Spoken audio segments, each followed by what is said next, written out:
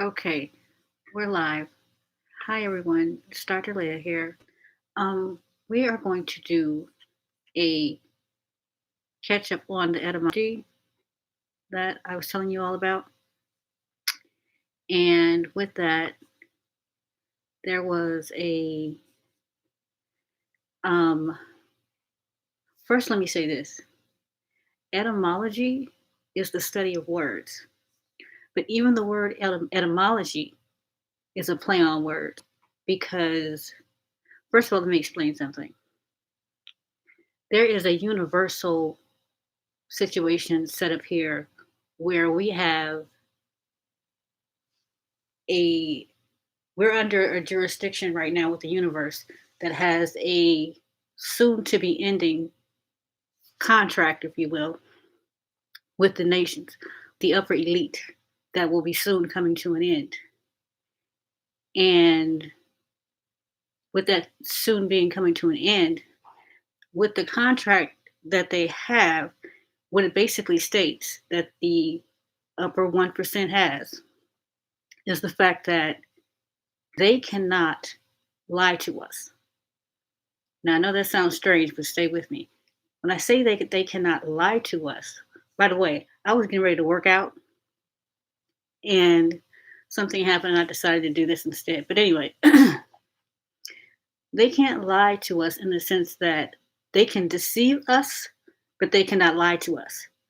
So, aside from the term etymology, the one that I like to use oftentimes is television. The word television, and I've used this before, again, tells you plain and simply, we're telling lies through vision. We're telling lies through the things that you're seeing, television. So if you're watching television and it tells you something that's not true, you can't say, oh, they lied to me. Because they told you before you started watching this, I'm going to tell you lies through the visions that you're having or what you're seeing through your vision. Now, if they ever lie to us, just like a spell, when you watch Bewitched or something like that, if they lie to you, it'll instantaneously be broken if they lie. If you ask somebody, did you do this or are you doing that? And they say no, you good anyway. You'll instantaneously be over with. So they can't lie to us.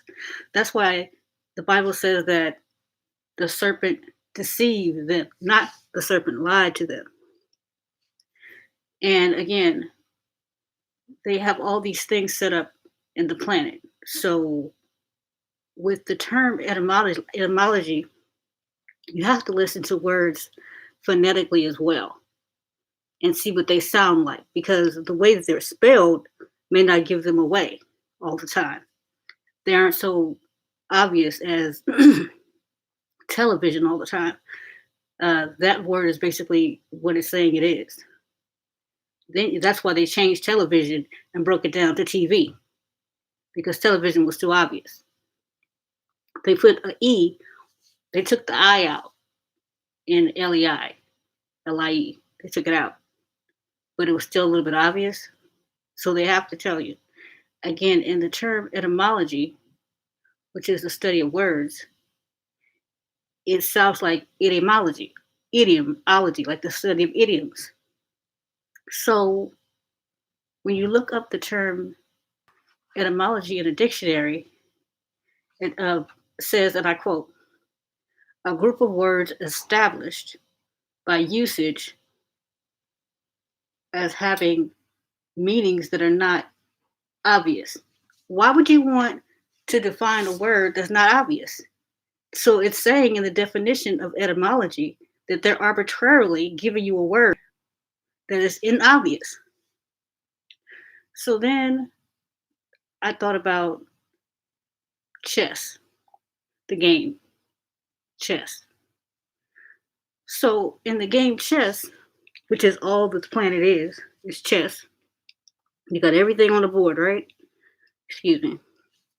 It's chess. Now, the term chess, when you hear it, there's three types that I know of in the English language. Chess, the game, chest like a treasure chest, or a person's chest, their cavity.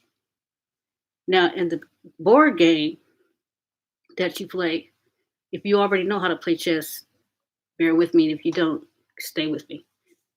The objective of chess is to capture the queen.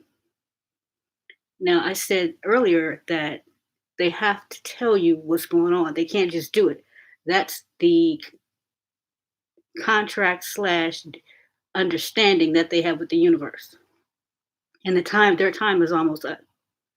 So with chess, the objective is to get the queen, not to capture the king, but to capture the queen. Why? Because in the beginning of time, there was no women, but that's another story. No men, excuse me, but that's another story. So now, if the objective is to capture the queen, that's one thing. But when I first learned to play chess, it blew my mind. When I started to win, when the person who was teaching me said, "You forgot to say check." I said, "What do you mean?" And the person said, "You have my queen. When you have my queen in check, you have to let me know." So I'm thinking, now when you play checkers and you're about to win, you just win. And the person has no knowledge of that they beat. They may know that they're losing, but I don't have to let you know. I don't have to put you on notice. But when you're playing chess, every single time you're about to take a person's queen, you have to tell them check, meaning that you have their queen in check, meaning one more move and I'm going to take your queen. One more move after this one, and I can possibly take your queen. So that lets the person know and puts them on notice. Wow, I have something I need to do, or I need to prepare. Because the whole objective of taking all the pawns and the rooks and the this and that and the knights, that's irrelevant. If you can get your queen taken in 3 moves, the game is over. It doesn't matter how many pieces you have left on the board, like checkers. So you have to let the person know that the queen is in check. And that's the same rule of the universe. They have to let you know if and when they're lying. That is the objective of life in this game that this boy is playing. Okay, so why is it chess? Because the chess that you play and the chess that has valuables in it is tantamount to the chess that we have up here. Your heart is in there. Everything that you treasure is in there. Your heart, your lungs, your breast, all that stuff is up in there. You know what I'm saying? You got the 4 chambers of your heart. You got your aortas. Everything important is in there. And everything important is on the chessboard. So that's why they call it chess. Now, that's what the things that I just explained basically are showing you how etymology works.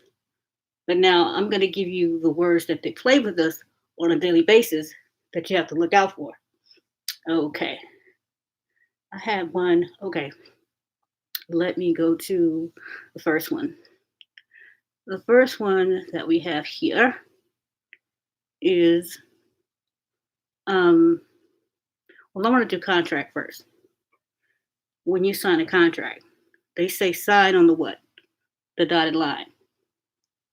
What is a dotted line? It's broken or potentially broken. It's half and half. It has the potential to be broken where they're telling you to sign. And contract, the word in and of itself, the first part of it is contra. Contra means opposite. So if you're asking me to sign a contract, or I'm asking someone else to sign one, well then that means contract means contra the act, meaning opposite of what the paper's saying. And then you're going to ask me to sign on the dotted line as well. So that means that when you sign a contract and it's opposite of what you're saying or what it's been written, well then what? That means that I don't have to, or they don't have to keep what's enumerated in the contract. Why not? Because I told you when you signed it, it was a contract. Contra the act. Now, the next one is a little different. If I say you need to avoid something, well, before I do that, at the end of most contracts, when you look at any business form of a document, There's the salutation on the paper. Well, then first there's going to be the header of whatever law firm it may be or whatever business, insurance, what have you. And then after the body of the letter is the closing. And within the closing, it says, very truly yours or very sincerely yours, what? Whoever they are. So no matter what you thought and what they wrote and what they said in the first part of it, it's all irrelevant once they say very truly yours. Why? Because very, Very, is a what? It's the homonym of very, Vary. Vary means it can change. That's what varying means. So everything I just said can vary. It can change everything I just wrote. And these are the games that they play. Let me see. Another good one. When I say good, I mean interesting. Is um oh, this is when you guys really have to watch.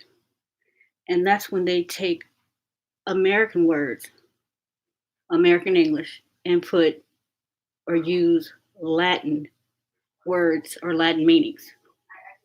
Now, the reason why this is so important is because American English is a bastard language. It's the youngest language on the planet.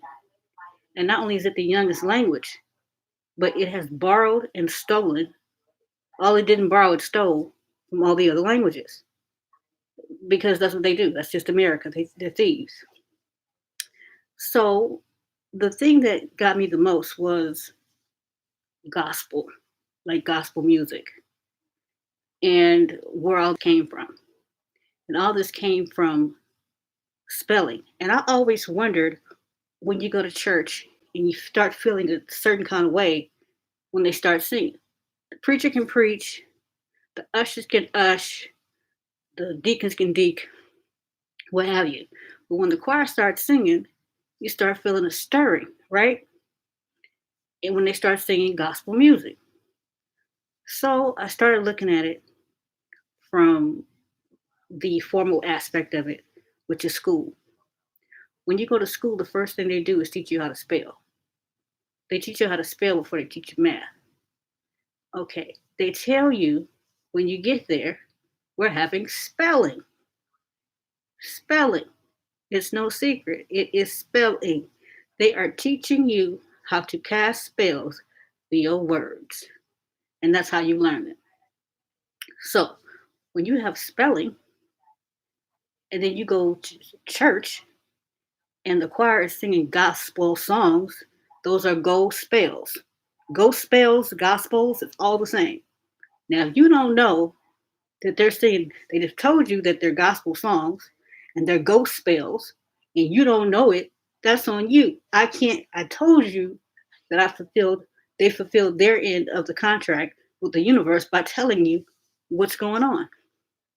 I'm saying this because they talk about mega churches and how much money they make, and they don't have to pay taxes, and the separation of church and state. Do you really believe that any of these churches, including the Nation of Islam, FOI, I'm not saying anything against these places, I'm just making an observation. Do you think that any of these places could function if the government didn't want them to? No. So you have to ask yourself, there's a litmus test, which is, okay, well, why are they there? Why are they allowing them to be there? Because they're controlling you, and they know that. So um, there is, oh gosh, let me see, what's the next one? Oh, currency, like money. Okay, currency, you can literally have a type of money today, and it can change tomorrow. Within the last past 10 to 15 years, the money in this government has changed about 3 times. But the thing that we don't really think about or we haven't experienced in this particular country is that they changed the money, but when they changed it, they didn't cancel out the currency that was prior to that. you could use whatever you had. But there are actually some places on the planet, countries, Mexico, Portugal, just different places where they have their own currency. And when they change the currency, they don't make good on the currency that the people have. Like when during the Civil War, there was Union money, and they didn't make good on it. Okay, they were Confederate dollars. You had Union money and Confederate money. It was two different types of currency, and you can't complain because when they gave it to you at the bank or the check cashing place, they told you it was currency. Well, what does that mean? Currency. That means it's current right now. It can change at any time. In the beginning, when they made paper money, it had on there that had to be exchanged for gold on demand. It was just credit. It represented, which it does now, still represents money, or represents gold, or represents physical money, or what have you. But rather than utilizing gold dust or trying to handle gold, which is extremely heavy, they give you the paper money. But it's current currency. Gold is not current. It's forever in every direction. So that's the reason why they do that. Now, there is a French word that is enchanté. Enchanté. Enchante. Enchanté. Which is, how are you? Enchanté. How are you? That's a nice thing to ask somebody, right? How are you? And then when they ask you, you say, I'm good or whatever. I thank you. You know, you appreciate that. But if you break that word down, enchanté, it's enchant. And what is enchant? Bewitched, casting a spell, usually something negative. So if they say enchanté to you and then you accept it, that's not good. And they don't want you to know that. It's very important that what seems like mundane things, that we take our time and realize that this dude has set us up real bad. They have set us up so bad that, I mean, you can't even speak to someone, you know. So you got enchanté. People use it in English as enchant or enchanting, switch it around in French, and it's something totally different.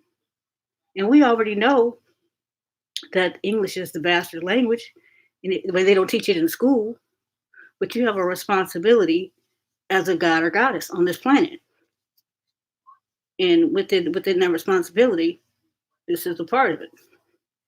So let's see. Now, if someone says to you, let's make a bargain, or let's bargain. Who doesn't like a bargain? Well, I don't. Why? Because the first syllable is bar.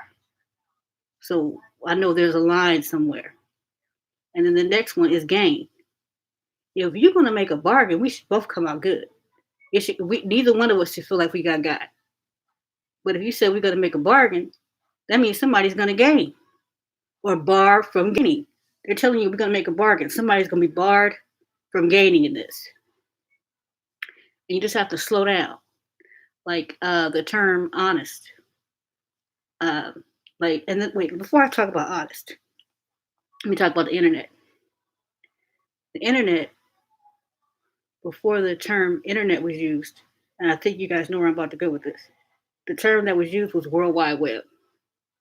World Wide Web. That means throughout the world, worldwide, there's a web. And what is a web?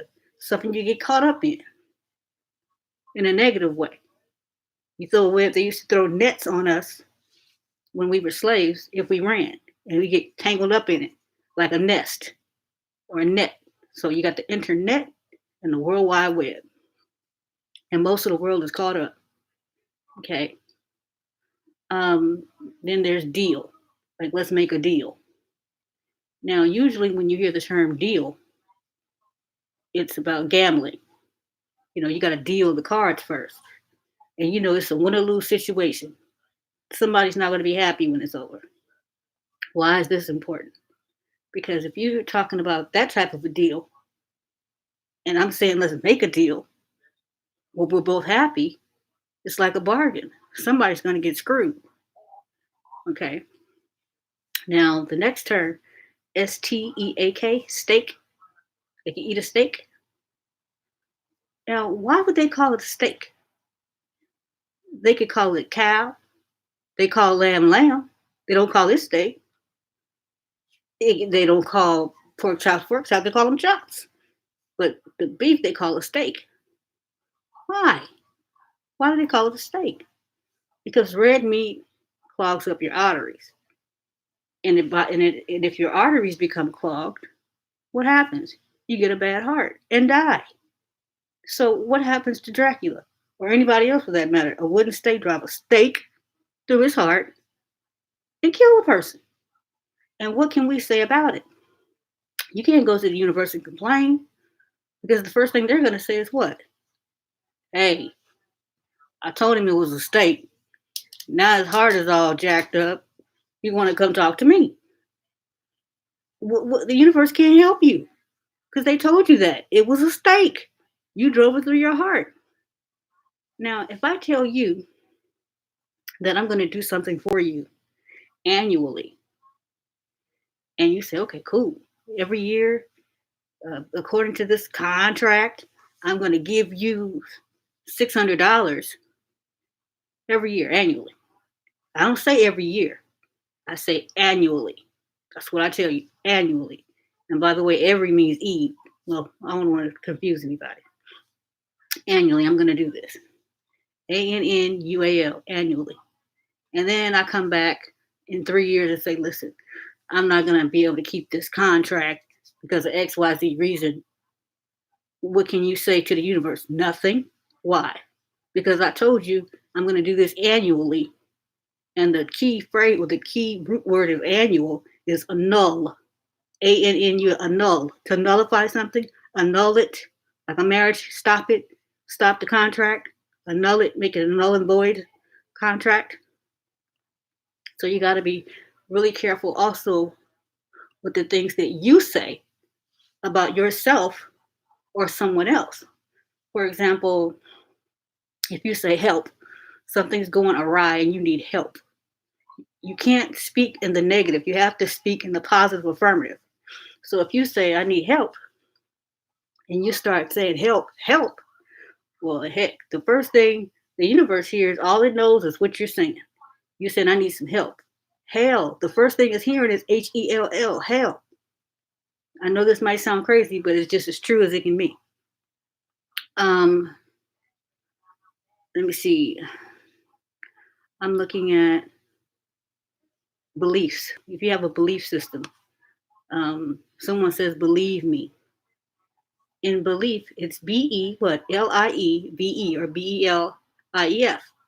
B, lie, which is not true. B, lie. Why would you, think that they're being honest with you? I mean, all these words can't be coincidentally the opposite or something negative. So we know there's got to be something to it. I mean, why would you put the word lie in belief? That makes no sense unless there's something going on. Like the media. We get our information from a source called the media. Not necessarily social media, but social media too, but I'm talking about the mainstream media. Media, the root word of media is middle. What's in the middle? If it's not cold and it's not hot, then it's a medium. Medium, well, it's medium. What is a medium? Medium is a what? It is something or someone that comes between you and the information. There's you, there's the information, and then there's the medium. Now, if I'm telling you that I'm a medium, then I'm not the information source. So if I'm not the information source, I'm telling you that I'm not it. I'm not the source. I'm the medium. I'm the media.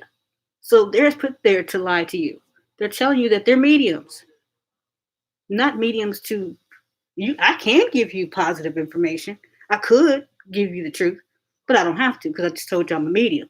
Now, whether or not I'm a good source of media or a good source of information as a medium or a negative source of information as a medium, that's something totally different. But be aware that the the option is there. Okay. Now another thing is back in the day, women could not serve on juries. Couldn't serve on a jury. Why? I'll tell you why. This is the real reason why.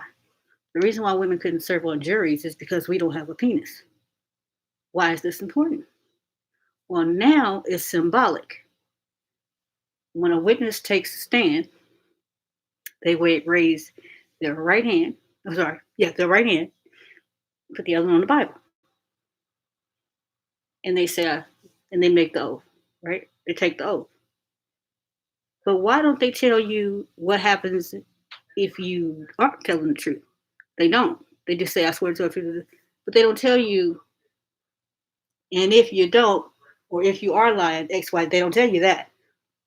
The reason why they don't tell you that is because initially when they started with the right hand up, the left hand wasn't on the Bible. The left hand was on the man's scrotum. He held his scrotum and his penis in his hand, meaning he was holding the Bible is a covenant between God and man according to Christians. I'm not saying I believe this, I'm just breaking it down. So if that's the covenant, which is in the book, which talks about circumcision, that's why he holds the covenant in his hand, in his left hand, and his right hand up. So when he's holding it up, if he's lying, they're going to cut his penis off. And since we don't have one, a protruding part, we weren't able to be on a jury. Not because they didn't think that we would tell the truth or we had the ability to understand what was going on or anything like that. And the reason why it says a jury of your peers is because it had to be 12 other men with a penis who would also have that fate in the event that they weren't being forthright. So that's the reason why they have that. Okay, funeral. Funerals are extremely important. Probably even more important than the day you're born. Because there needs to be ritually things need to be done ritually. Ritually to keep you clean, ritually to keep you whole, and also ritually to keep you sane. Because some people take death of a loved one extremely hard, and we always hear in the African culture that you celebrate the life, not the death. We hear that oftentimes. However, when this particular country, when we came here, they put a whole different mindset on us in terms of death. And it's not in our DNA to mourn death. But when we got to North America, we were mourning how the person got to the death, the method of the death, not the act of that they were now transcending. And somehow that got jumbled up with the warped way in which they handle things. But again, they can't lie to you. So they call it a funeral. Okay, what's the root word of funeral? Okay, the first syllable is fun. That's what you're supposed to be doing at a funeral, having fun. And no matter what, DNA is going to kick in before it's over. That's why every time you go to a repast, you end up having fun. And you're like, why do I feel okay?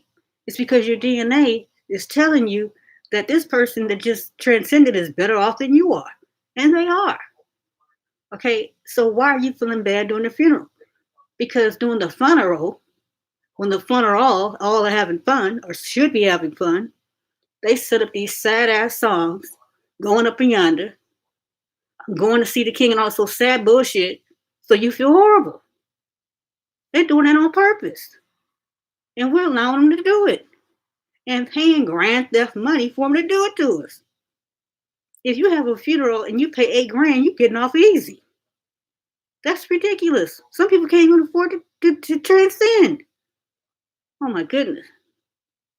Okay. Let me see. Uh, there is okay. For all intents and purposes, we all have a diet. For all intents and purposes, we all are on a diet. Everybody is on a diet. Okay, everybody. It might be albeit it might be a bad one, but you're on a diet. It might be a vegan diet, a bad diet, a plant-based diet, whatever. You're on a diet. But initially, before healthy foods were mainstream, people felt like the best way to approach food or nutrition was to abstain and not even be fasting. Okay, so people started dieting. Okay, and ing is the process, and the root word is the thing, is the action. Okay, so the action is diet. What's the key? What's the root word? Die. Okay, you will die on a diet that man has given you. It's awful, but it's true. This is what they have done to us. Now, again, that's the reason why they have. I'm not the words that I'm telling you are the words to look out for, like help. Don't say that, and not so much of like, let's say, take the word crime. The word crime is crime because when something negative takes place, people usually cry. Okay, that's not helping you to function in this particular atmosphere. So I'm not trying to give you those types of terms. I'm trying to give you the terms like contract or no words to look out for, words to um, not say, to make certain that you say positive affirmative words after I am. For example, I am in English means me or God, the God you. Now, in other languages such as Spanish, I is yo, or lo. Oh, I am, right? Now, in Arabic, I am is ana. But I said, if I'm talking about me, ana. It's me, ana. So we got ana, we got I, we got yo. Okay. So we got Arabic down, ana. Spanish, yo. English, I. Let me see, English, Spanish, Arabic. Let me see if I can give you another language. English, Spanish, Arabic. Was one more. I only speak English, Spanish, and Arabic. There's another one.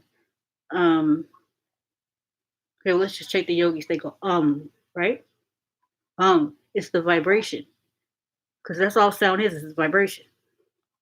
So they go, And in all those languages, Arabic, English, Spanish, you get the same vibration. Um, oh, and in Farsi, uh, I is man, like man is man, like man, but it's a short A sound, man, man. So you got man, yo. It's the vibration, like yum, like in what's love got to do with it? When Angela Bassett was playing Tina Turner, she was going num yo. It's the vibration that you're making that gives you the affirmation of you. So whatever you say that follows that is extremely imperative. It's extremely serious what you say after that because you're casting a spell into the universe. It's like I went to uh, Rite Aid one day, CVS, something like that, and I'm gonna make this video two parts, by the way, because I don't want to hold you guys too long. And when I got in there, I don't drink, so I don't think about liquor. I just don't. I just don't. So I'm in there and I'm getting soap and whatever, toiletries. And I happen to look up.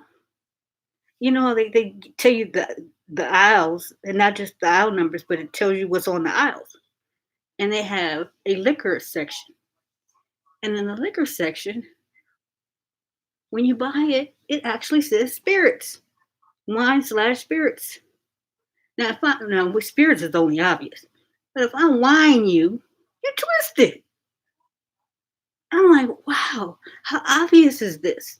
If I wine you, you are twisted, literally twisted. If you're wined, Or you say you want to unwind. That's where it comes from. Wine you drink. So if I want to unwind, why would I drink wine? That doesn't even make any sense. That doesn't even make any sense. You want to unwind, so you going to drink wine? It's all about homonyms. Wind versus unwind. I mean, I don't understand. Actually, I think I do understand it. That's my big dilemma. So then, with spirits, they're telling you you're drinking spirits, and you wondering why you acting a fool every Friday night. Because you're drinking spirits. I mean, some of it can get real obvious. So you gonna go to the universe and complain when this boy told you what he put in you? That doesn't make any sense. Uh, Medicine. We're back to medium. So if you take medicine, there's something between you and the cure. Medicine. So I started looking at different types of medicine and Googling it. So I looked at Vicodin and I got Victim. I looked at Narco. I got narcoleptic. When a person is a narcoleptic, that's a bad situation when you a person who has narcolepsy. They get lethargic and tired and sleepy. And then I looked up, there was another one, Xanax, or they all had names, all the drugs had names that were negative ones.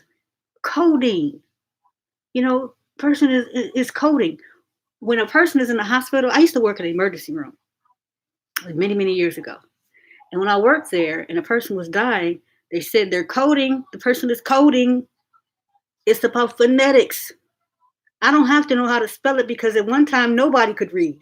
There was no such thing as reading. There was only communication. So it's like you're coding, so what? And they don't try to hide it. They tell you.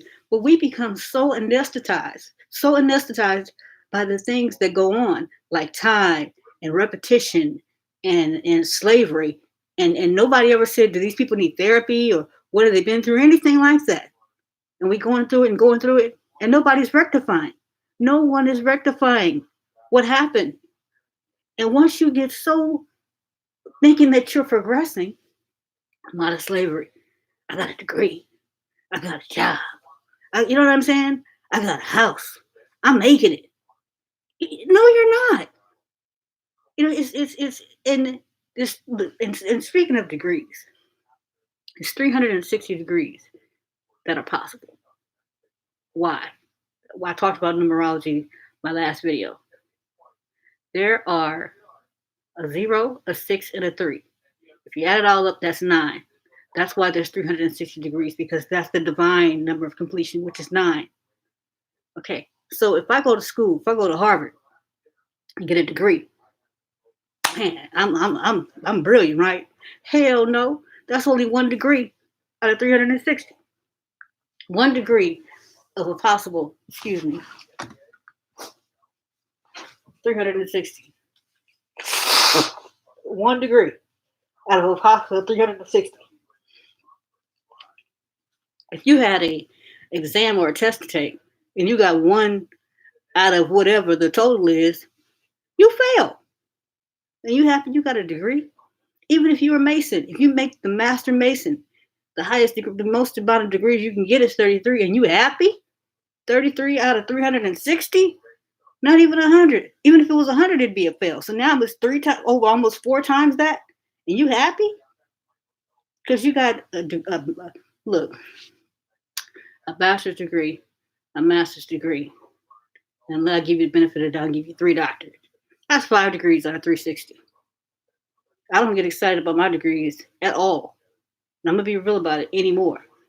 I used to, but I because I get it now, I don't. I just don't. So there that is. I'm gonna do a few more, and again, I'm going to finish another time because I don't want to have this video be too long. Let me see. I think a good one to use would be change. change. If you say change, you think about perform or not being the way that you were, right? Change.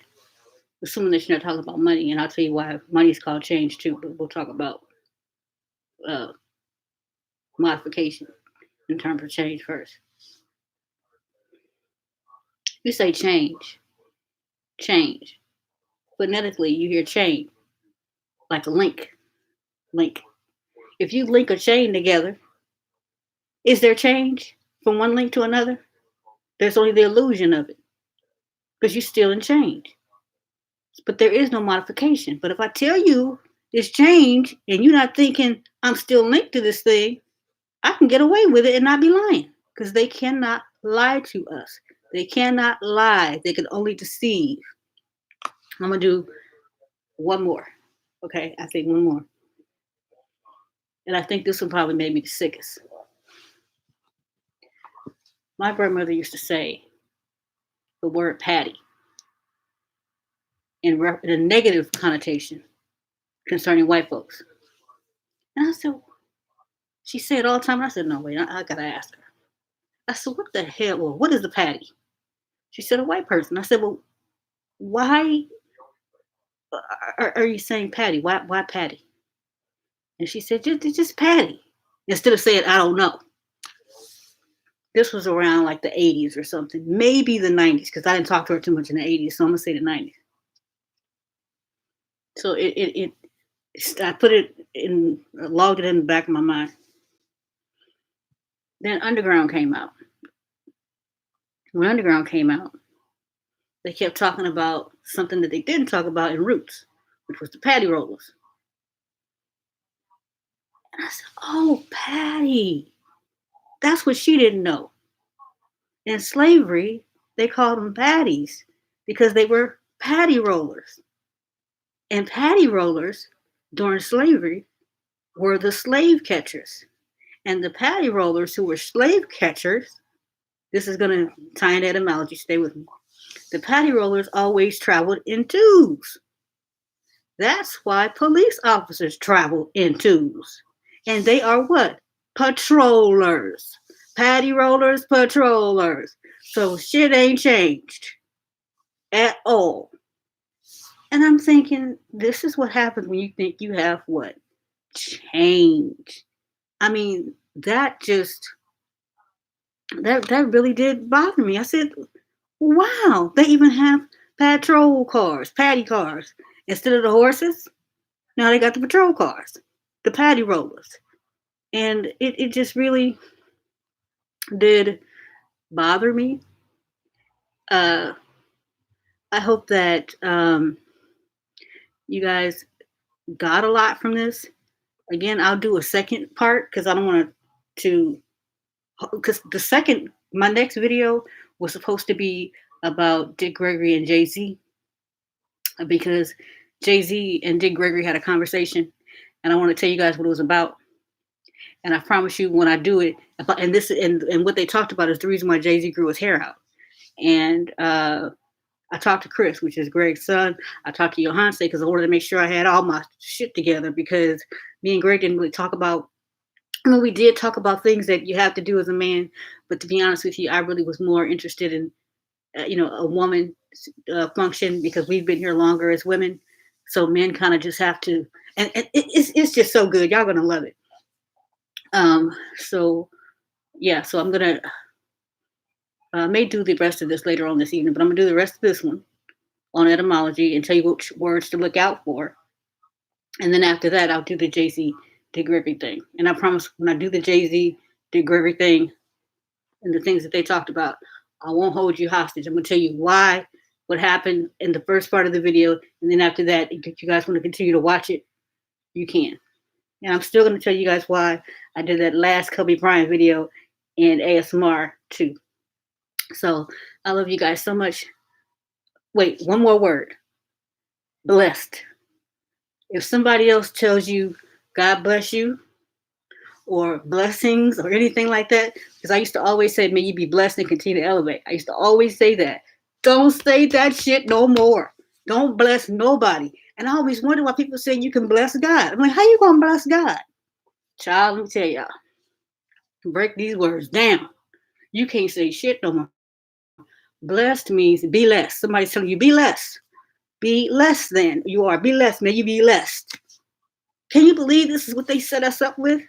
Do you know how much time it took this boy to come up with this mess? It took him some time to come up with this. He's serious. He knows who we are. He knows our power. He knows what we're able to manifest. He knows this. He's scared. He's afraid. He knows his time is almost up, and he's desperate because he ain't got nothing to lose. So until next time, until I can find some other word to tell you, I love you.